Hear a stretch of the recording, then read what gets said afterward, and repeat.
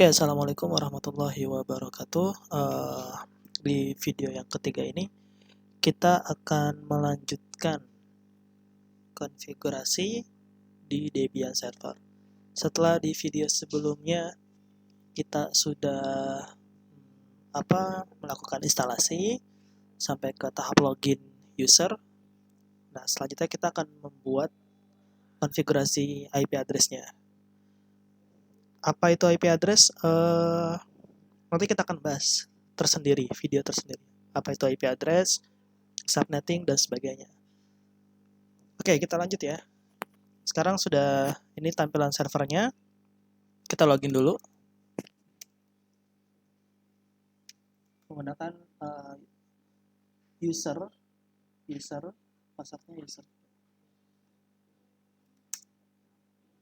Kita masuk ke mode root, masukkan password rootnya, server. Oke, setelah itu kita cek dulu IP address-nya. Kita cek IP address-nya. IP address-nya ini kita bisa cek dengan perintah IP spasi min c spasi a. Oke, ini ada tampilan konfigurasi IP address-nya. Bisa dilihat ya, di sana ada yang pertama ada LO atau loopback, yang kedua ada NP0S3, dan yang ketiga adalah NP0S8. Oke, ini yang waktu pas instalasi bisa lihat videonya. Video yang pertama itu ada INP0S3 sebagai primary network dan INP0S8 itu sebagai secondary network interface, mohon maaf. Oke, ini cara ngecek interface dan IP address-nya. Setelah itu kita mulai konfigurasi IP address-nya menggunakan perintah nano spasi /etc /network /interface seperti ini. Nano spasi /etc /network /interfaces. Nah, itu kalau di bahasa Indonesia interfaces tulisannya seperti itu. Kita enter. Ini adalah tampilan konfigurasi IP address-nya. Lihat di sini ya. Di sini hanya ada tanda yang kedip-kedip itu adalah kursornya. Gitu. Jadi ketiknya berdasarkan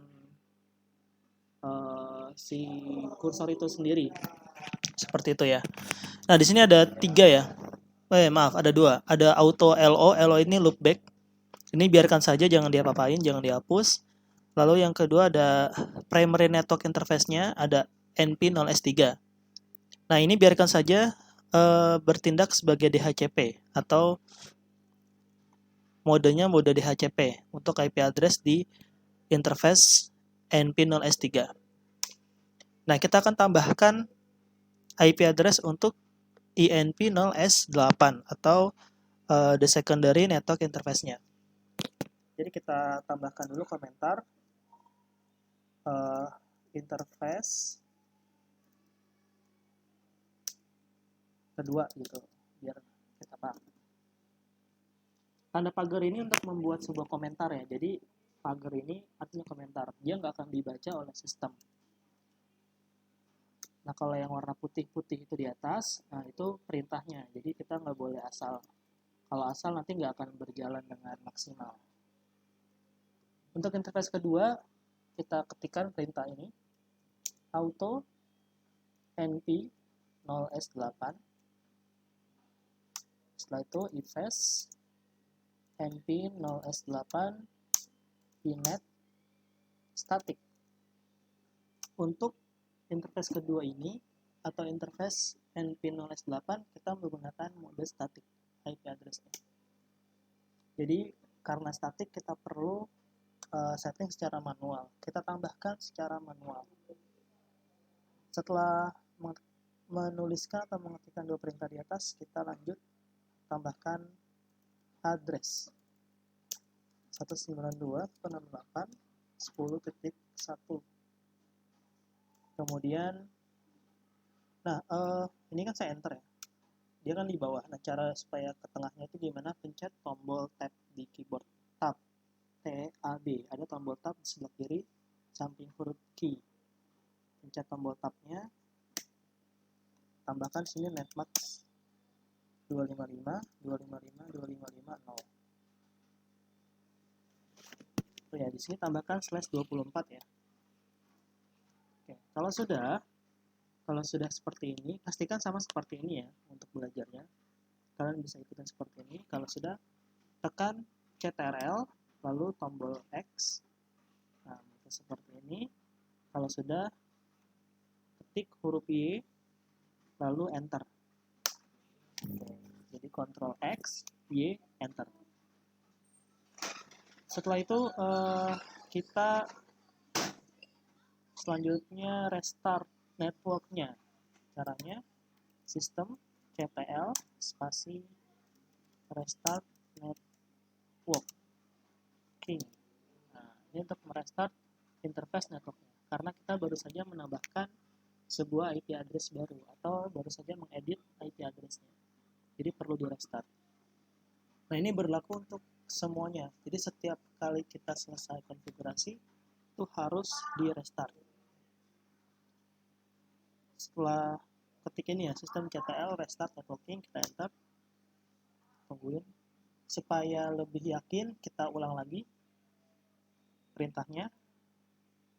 Nah, untuk mengulang perintah yang sebelumnya, kita tinggal pencet tombol arah panah atas seperti ini. Nah, nanti dia akan muncul perintah sebelumnya. Kita enter. Oke, cukup 2 kali ya. Selanjutnya kita cek IP address-nya. Masih ingat ya perintahnya apa? Yaitu IP spasi min C spasi A. Setelah itu di enter. Nah, di interface ketiga itu sudah ada IP address-nya, yaitu 192.168.10.1. Tadi pas kita cek di awal, boleh di previous video sebelumnya atau digeser aja di menit yang sebelumnya. Itu saat kita cek IP address di Ether 3 atau di Ether NP0S8 itu belum ada IP address-nya. Sekarang sudah ada. Perhatikan di NP0S8 di bawahnya ada inet 192.168.10.1/24. Itu IP address yang sudah kita edit tadi. Oke, setelah IP berhasil kita tambahkan, selanjutnya kita harus menambahkan sebuah repositori baru untuk update. Oke, untuk update. Jadi kita masuk ke menu nano spasi /etc /apt /source list seperti ini, sources list. Nah, di sini yang berwarna ini kita kasih tanda pagar supaya tidak aktif. Kita akan tambahkan baru. Ya, seperti ini ya. Kenapa yang Telkom itu dihapus atau tidak kita pakai? Karena Telkom tidak ada updatean untuk Debian 11 ini. Jadi kita pakai yang Kartolo,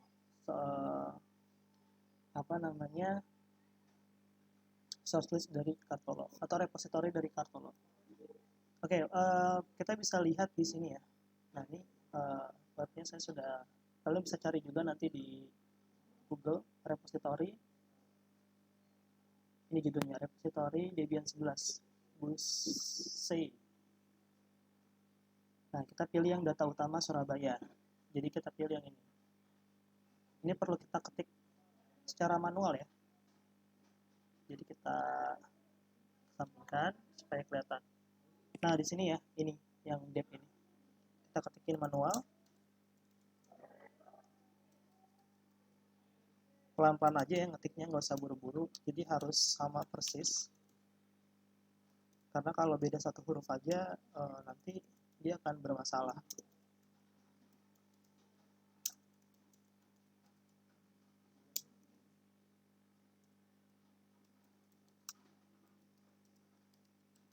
Belajar juga untuk mengetik sekalian ya.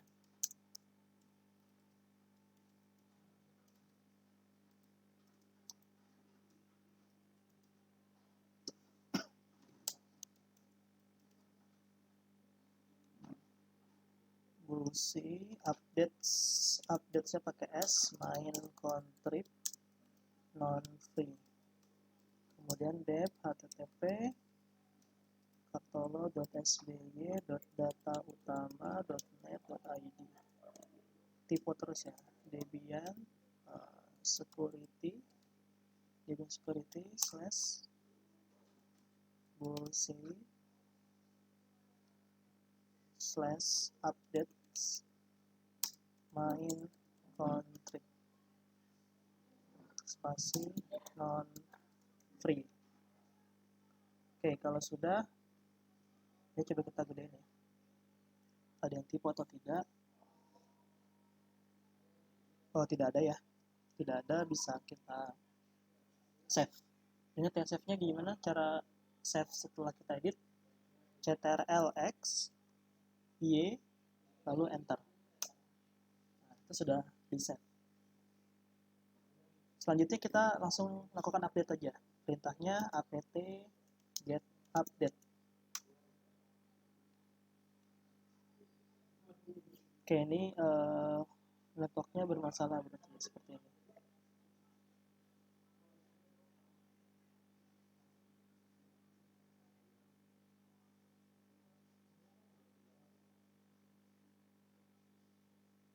Kita ulang ya. Oke, sekarang kita coba masuk ke source list-nya lagi. Kita coba buka tanda pagar ini. Kita save lagi. Oke. Coba kita update ya.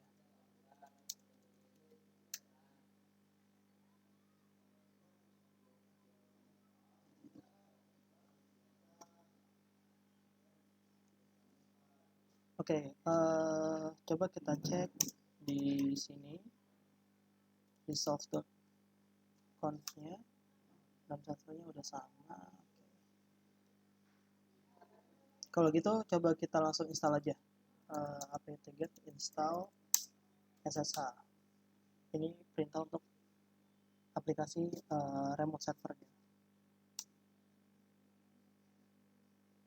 Oke, ini bermasalah ya karena dia tidak ada SSH-nya.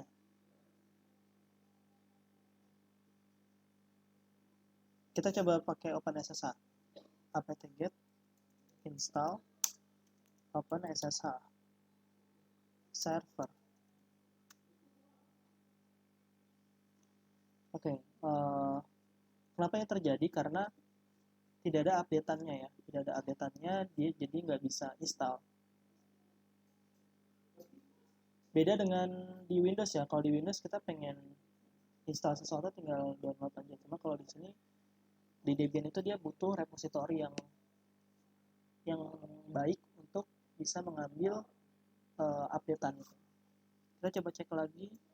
Oh ya, kita belum ngecek internet ya, connect apa enggak.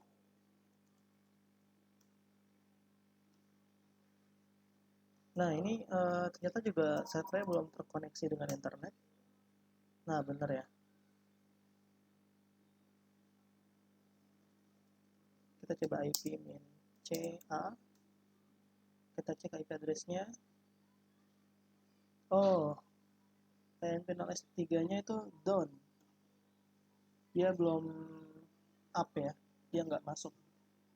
Dia nggak up. Oke, caranya gimana? Caranya kita coba restart dulu ya. System ctl reboot. Kita restart Debian servernya. Kita coba restart dulu. Ini grup, bisa kita enter aja. Sambil kita cek device-nya, device di network-nya sudah benar atau belum. Network setting. Ada satunya NAT, benar ya, sudah NAT. Host only. Oke, ini adapter satunya belum terhubung. Tadi di statusnya itu belum terhubung atau masih down. Kita coba setelah di reboot apakah ya.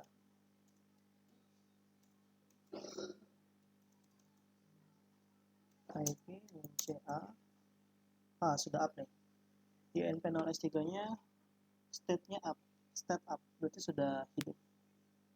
Kita coba ping dulu ke google.com. Nah, ini sudah terhubung ke internet. Berarti tadi kendala dia tidak bisa update karena interface np0s3 itu masih down, belum up.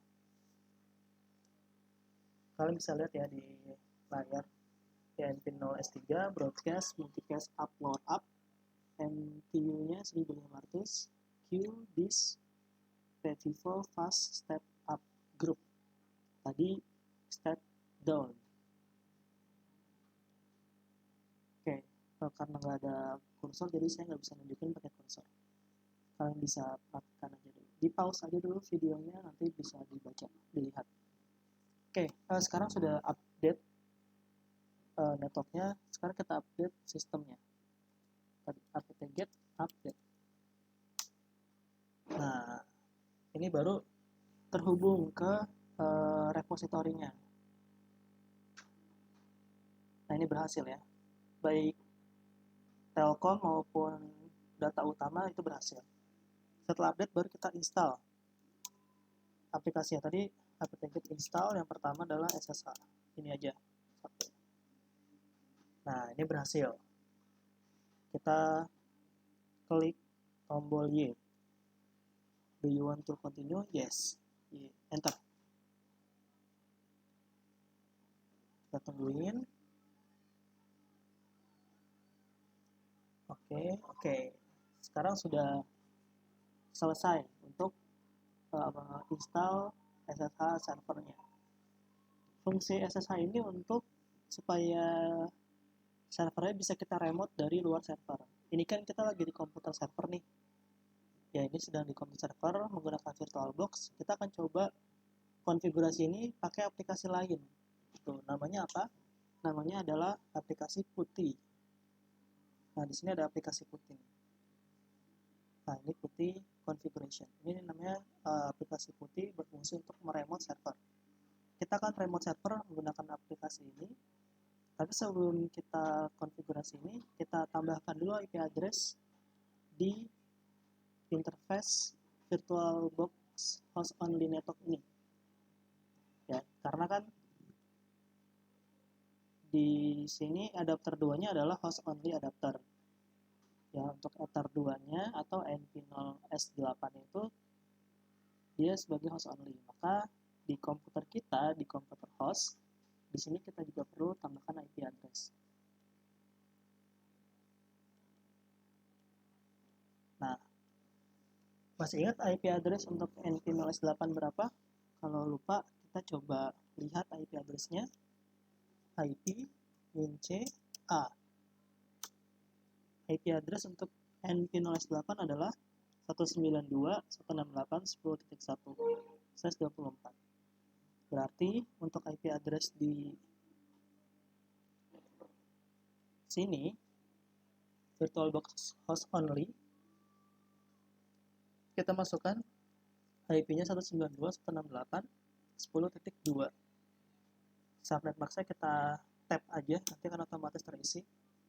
Gateway-nya tidak perlu ya. Kita belum memerlukan gateway. DNS-nya juga belum perlu. Jadi kita oke. Kalau sudah seperti ini, oke. Ini oke. Lalu close. Oke, sekarang kita coba ping ke IP komputer tadi, yaitu 10.2. Nah, ini sudah terhubung. Kita bersihkan dulu layarnya. Ketika perintah clear, lalu enter. Sekarang dari komputer kita ping ke gateway-nya. Ping, kita bersihkan dulu layarnya. Kita ping ke server. Ini dari klien komputer kita menggunakan CMD, kita ping ke server ini. 192.168.10.1. Nah, ini sudah reply. Berarti host atau komputer kita dengan server itu sudah terhubung. Selanjutnya kita akan remote si server yang ada di VirtualBox ini menggunakan aplikasi Putih. Kita masukkan IP-nya, tadi berapa IP server? 192.168.10.1. Oke, setelah itu kita open. Nah, di sini muncul peringatan, kita pilih accept. Di sini kita accept. muncul ya di sini login as. Jadi kalau ini kita VirtualBox-nya kita tutup, ini kalau ini kita tutup, kita buka putihnya. Nah, ini putihnya bisa kita gedein. Nah, kalau putihnya itu bisa full layar. Kita tinggal login aja menggunakan user, passwordnya user juga. Nah, ini masuk sebagai server usernya. Kita masuk ke mode root, apa perintahnya? Ingat ya tadi, untuk masuk ke mode root perintahnya su spasi min l, lalu enter, masukin password rootnya, yaitu server. Oke, sampai sini kita sudah berhasil melakukan konfigurasi IP address dan juga remote server. Untuk kedepannya kita akan gunakan putih untuk melanjutkan konfigurasi servernya, tapi bebas sih, bisa pakai putih untuk remote server atau kita bisa langsung di VirtualBox-nya ini, di servernya ini, seperti itu. Mudah-mudahan bisa dipahamin ya. Nanti kalau belum dipahamin bisa diulang lagi videonya di part mana atau bagian mana yang kalian nggak paham. Nanti bisa di screenshot dan ditanyakan ke saya langsung, atau bisa ditulis di kolom komentar untuk bertanya di menit keberapa bagian yang tidak pahamnya. Oke, sampai sini dulu untuk konfigurasi IP address dan juga remote servernya. Semoga bermanfaat dan dapat dimengerti. Silakan dipraktikkan langsung, karena kalau nggak dipraktikin dijamin pasti bingung.